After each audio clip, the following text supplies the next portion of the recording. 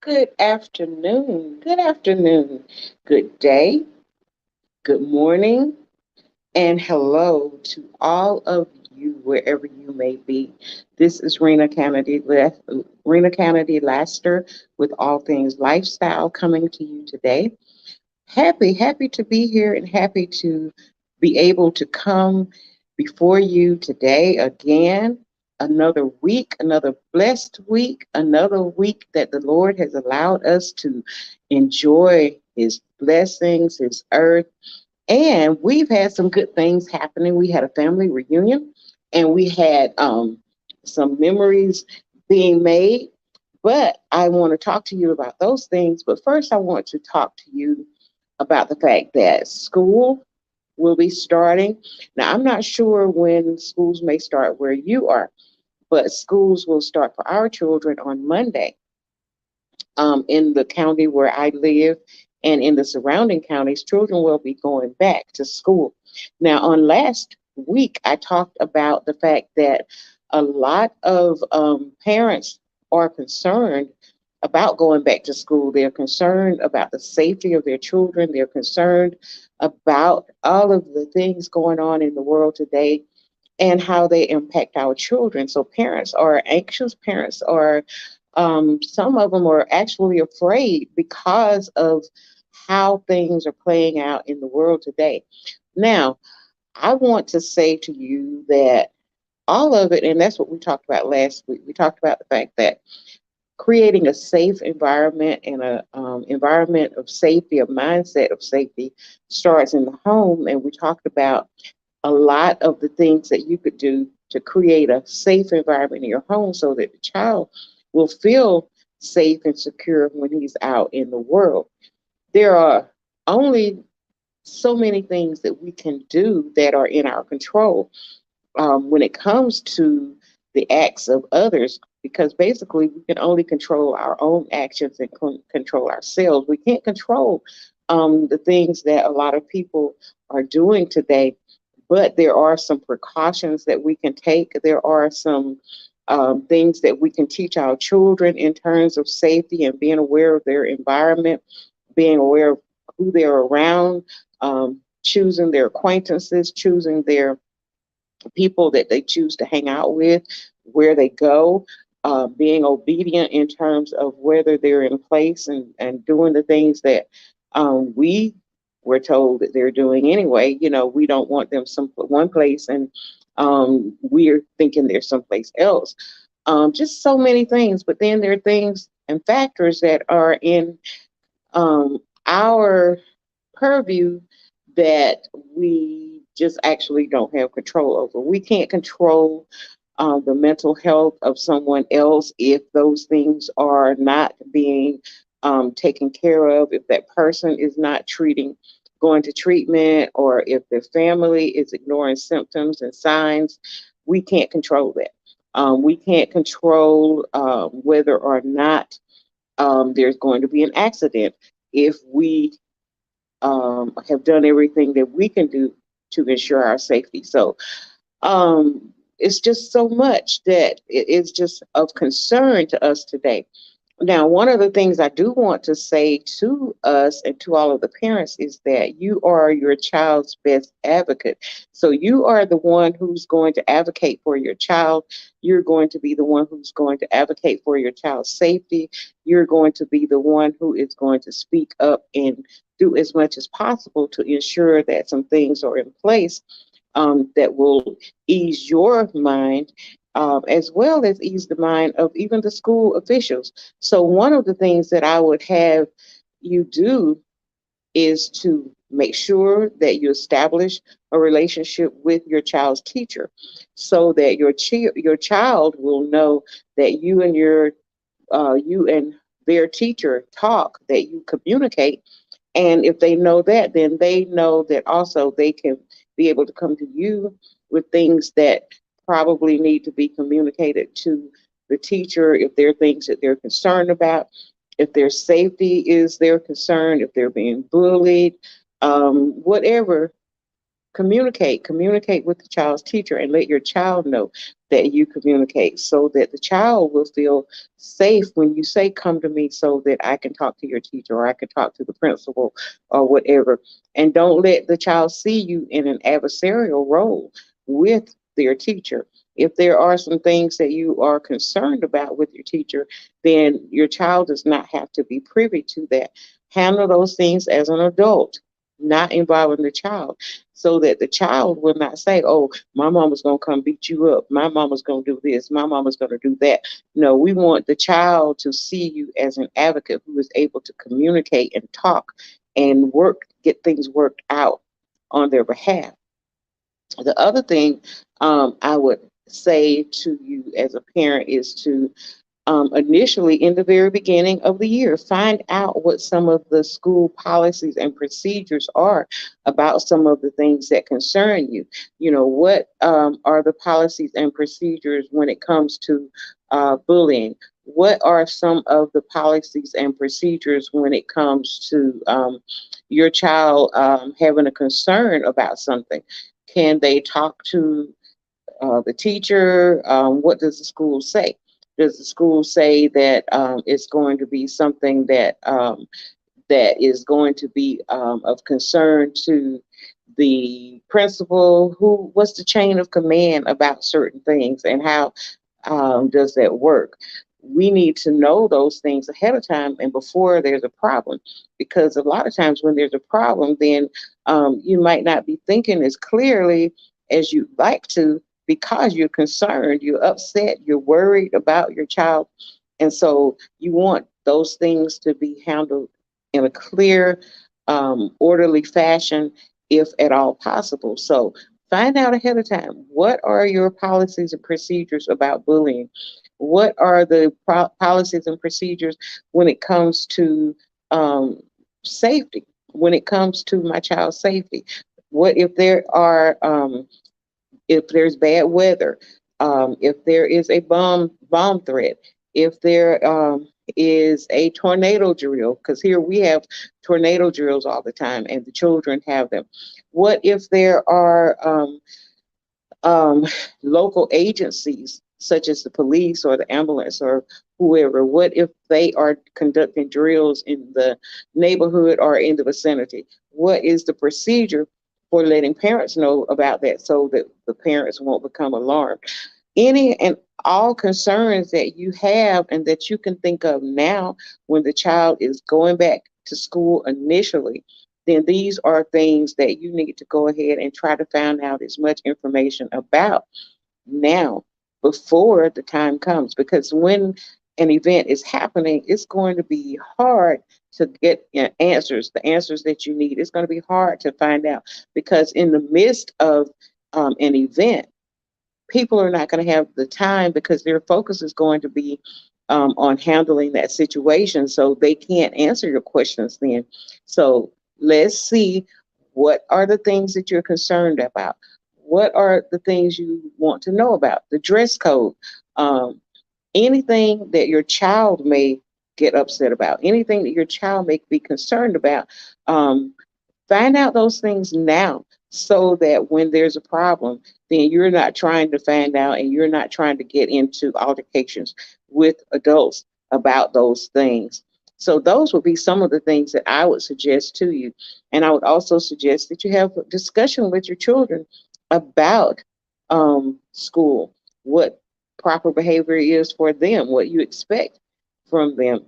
I'm sure you've probably talked to them about it, but reiterate what it is that you expect, how you expect for them to behave, what you expect in terms of their study habits and their grades. And then when it comes to studying, make sure you provide an area that is quiet for them to be able to study without distractions, so that they can have the best possible year and be successful. So we want to set our children up for success and not for failure. So start thinking about some of these things now. I would suggest also, because I'm right now into family, because family is very important, and it's one of the only things that really, really matter in the long run, because family is where we originate, family is where we go after we die. Those are the last people who are over you and praying with each other. They're grieving together over someone's loss. So family is very important. So talk about and look at ways that you can make your child have a very successful year. Um, are you going to have dinners together? This may be something that you've never done before, but it may be something that's going to enhance your child's feeling of safety and security in terms of my family is a safe place for me. Are you going to have dinner together? Even if you don't do it every day, how many times a week? Go ahead and talk about it. We're going to eat dinner together every Wednesday or every whatever. And then you can actually do some meal planning together with your child. Begin to think of activities that you could do as a family to bond because you want to create that bond and that safety within the home. And so these are things you want to begin to think about right now. You'll notice going across the screen is my website, allthingscanady.com. You can go to it, find out more information about me. If you would go on and you will to sign up with your email, then you can stay in touch with me. You can talk to me via email if you have questions or concerns, allthingscanady.com. You can also follow me on Facebook, follow me on um, Instagram, follow me on YouTube. You can just type my name in the chat box or type my name into the www search bar on your computer, and it will pull up pretty much anywhere that I am on the World Wide Web. It will pull up books that I've written, it will pull up places I've spoken. You can watch speeches I've done, whatever. If you desire, you can pull those things up. But by and large, I would like for you to be able just to stay in touch with me because I'm very concerned about you as a person, and I'm concerned about our youth because I want all of us to be the best that we can be and to be the person that God created us to be, have the kinds of families that God intended for us to have, and this is how we're going to do that. Now, let me segue into family reunions and talk just a little bit about that. My guest on next week will be my cousin, Kim Duggar. Um, some of you may know her son, who is a football player for, I think, I can't think of the name of the team now, it escaped me, but Kim's son. Plays football. But the reason I'm saying that is because even with all the things that he does, he's still a part of a family, a thriving family. And the things that he does and the things that he is into all started out as part of being part of a family. And we um, have to have a legacy with our families. So, where is your family legacy? What is it that you are passing on to your children? What is it that you are passing on by the things that you do? Um, my cousin was a speaker. We just had our reunion this past week, and she was the speaker. Now, let me tell you, one of the things that we do, we have a very structured reunion on both sides of my family. But the one that we just had this past weekend, we actually have a meet and greet where we have a day for all of the family members to come together. We just kind of, that first day, see who's going to be there. We greet each other. We kind of, you know, if there's somebody in town that's not there, that you can contact and say, look, y'all, we got reunion. You need to be here tomorrow. You need to be here Sunday, whatever. Then the meet and greet is the first day. Then the second day, we have a banquet that is a very, very, very nice event, very dressed up. This year, it was very nice because we had a red carpet, y'all. We had a red carpet event. And so all of the family members got to walk the red carpet. And that was very good. And it played into the fact that one of the things that families do also is that they build each other up. They are to build each other up and not tear each other down. And so as we walked the red carpet, we are saying that we are special. We are stars. We are somebody. We are of the Kennedy Lewis Jackson families, and we are somebody. So we walked the red carpet, had a very, very nice banquet dinner. On Sunday, we always go to church together and we worship together. That Sunday morning, that afternoon, we have the family picnic and we have activities and do things together. And then that's Monday, we will have a breakfast together as everyone is parting and everyone is going their separate ways. We pray for the safety of everyone. We pray for safe travels, and we just kind of get together and finalize the weekend. And so on next week, I'm going to have my cousin Kim, who's going to kind of reiterate some of the points that she talked about. She was supposed to be here today, but something came up. And so I'm just going to kind of set the stage for what we're going to talk about on next week.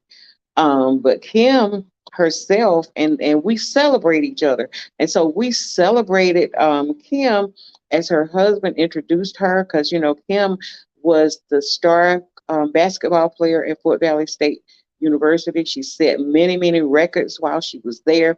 And her son, Kyle Duggar, is a football player.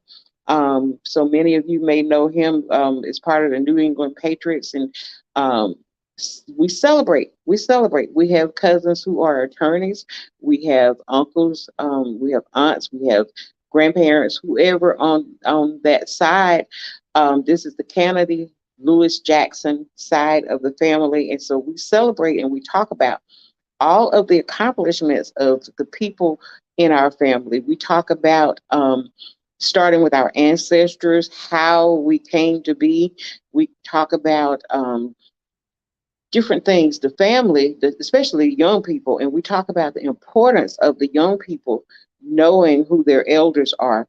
This is very important to me because right now, a lot of the elders are dying. And so I'm just thinking about me and my lineage as far as my age and the people that I knew growing up. A lot of them are no longer here.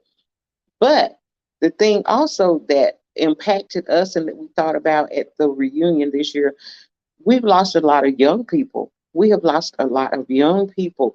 And this seems to be something that's going on pretty much in the United States and all over the world now, that there are people are dying younger and younger. And health issues are prevalent and we need to be concerned about our health. And so this is something that we also are going to be talking about this year. I will focus on some of these things with my podcast. I'm sure probably that some of the other family members will do the same.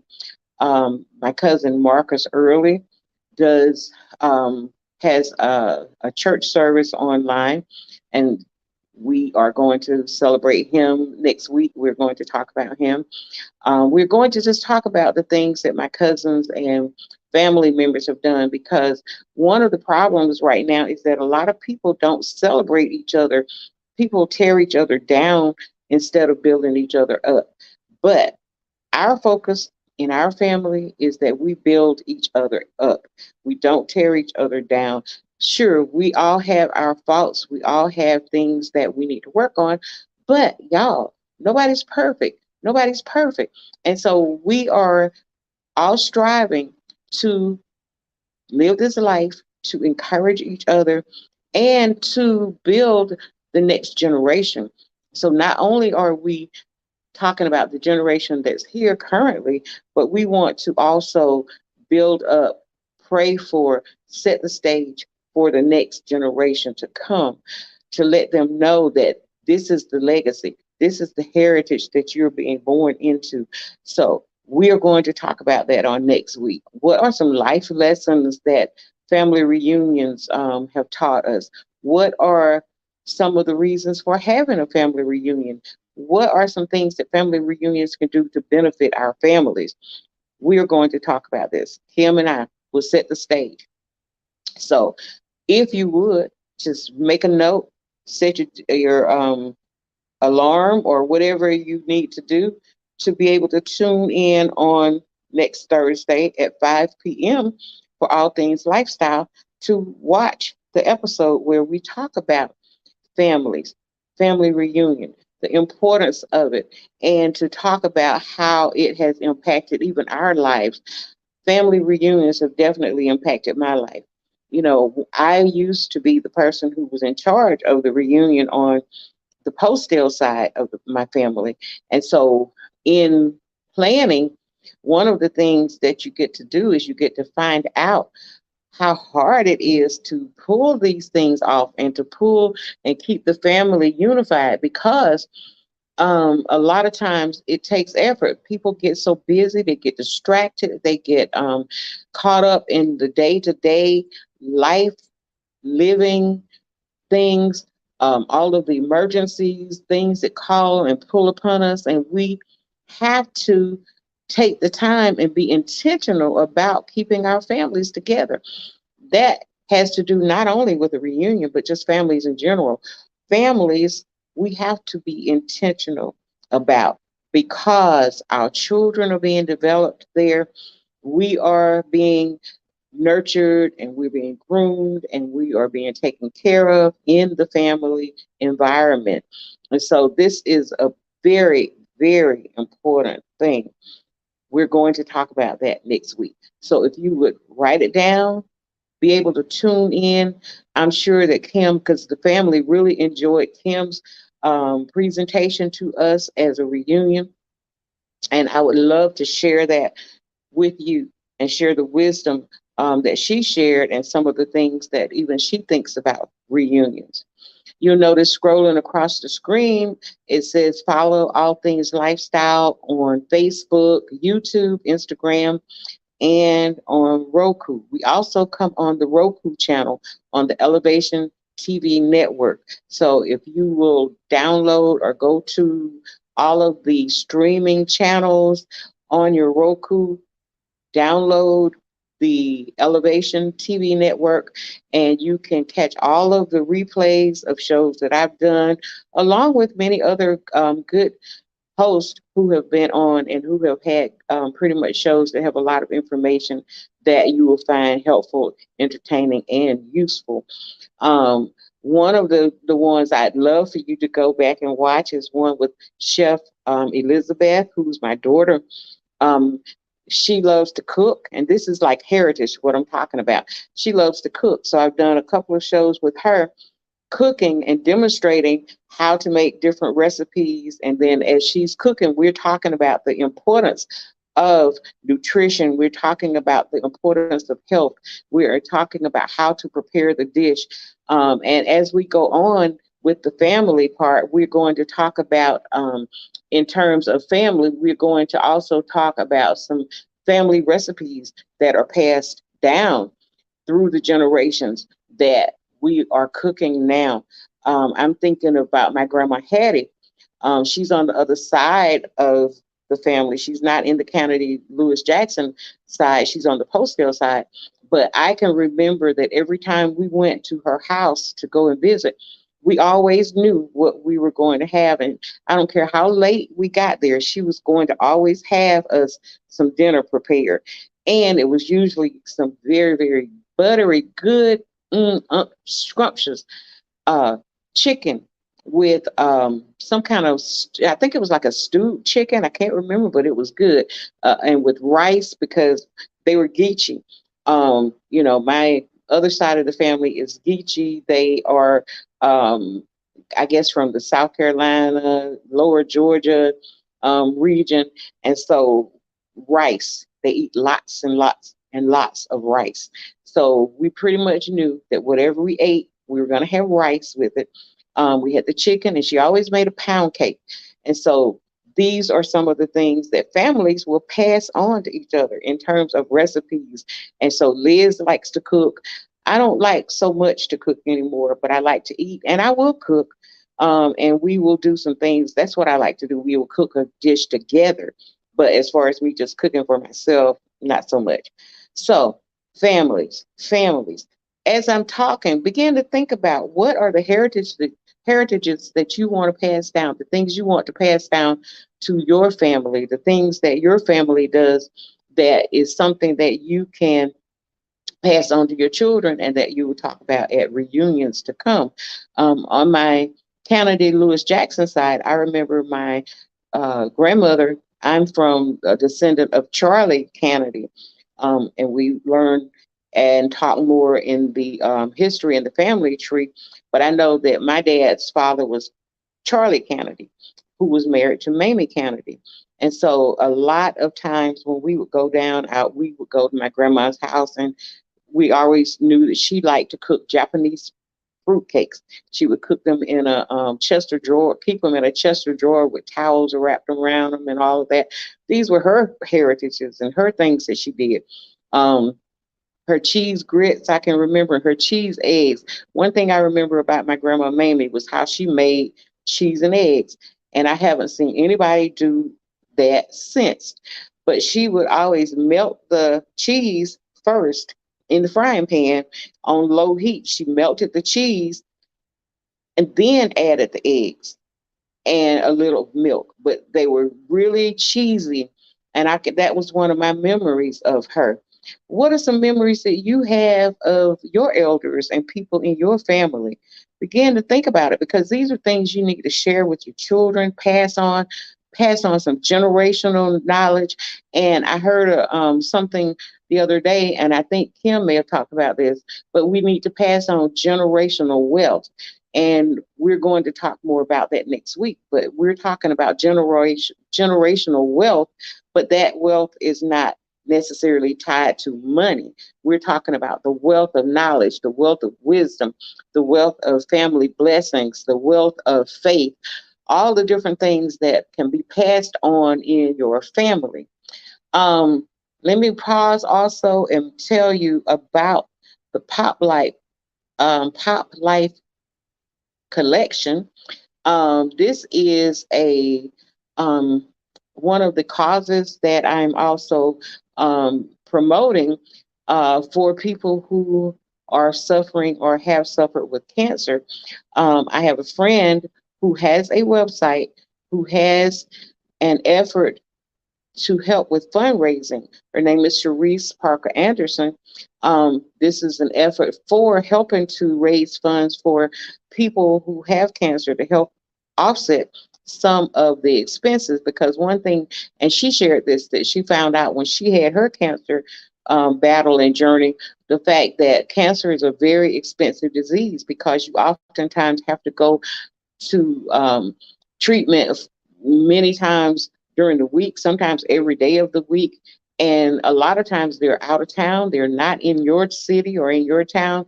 And so gas is expensive, hotels are expensive, all of the things that go into play. And this is aside from the medical costs, are very expensive. And so this is a way for her to help to offset that. So what she does is that she will have a T-shirt. And if you'll go back to a previous show, pull it up, Sharice Parker Anderson, we talked about it. So I'm not going to go and reiterate all of it today, but you can donate and have a T-shirt to support the person who has cancer. And a portion of each shirt goes to that person to help with their expenses. And so this is a way that you can help. There's also she has a page set up for me for all things lifestyle so that it can help offset the broadcast here every week and to help to also feed into the programs and the support efforts that I have, the things that are near and dear to my heart, the cancer things, the things working with children. I have a backpack ministry. I have a ministry where I donate to family and children's services for children to be able to have a bag when they are placed in care. And so there's also a page where you can support me. So looks like we're out of time for this week, but you've been listening to Life Styles, All Things Lifestyle, with Rena Canady Laster, where we talk about how your lifestyle matters. Everything that you do matters. Your lifestyle ministers, your lifestyle speaks. And I want my lifestyle to speak. I want everything that I do to be a blessing to the kingdom of God and to be a blessing to you and to help you to be the best person that you can be. So join us next week, next Thursday at 5 p.m. on the Elevation TV network, where Kim Duggar, my cousin, will be my guest, and we will be talking about the importance of family reunions and the life lessons that they leave for the young and the old. So be sure and tune in. And until then, you be blessed, stay safe, and do all the things that you can to perpetuate love within your family because it's very important. Hug, kiss, love those in your family. Tell them you love them because life is short and you don't ever know when it may be your last time. So until next week, be blessed. Take care.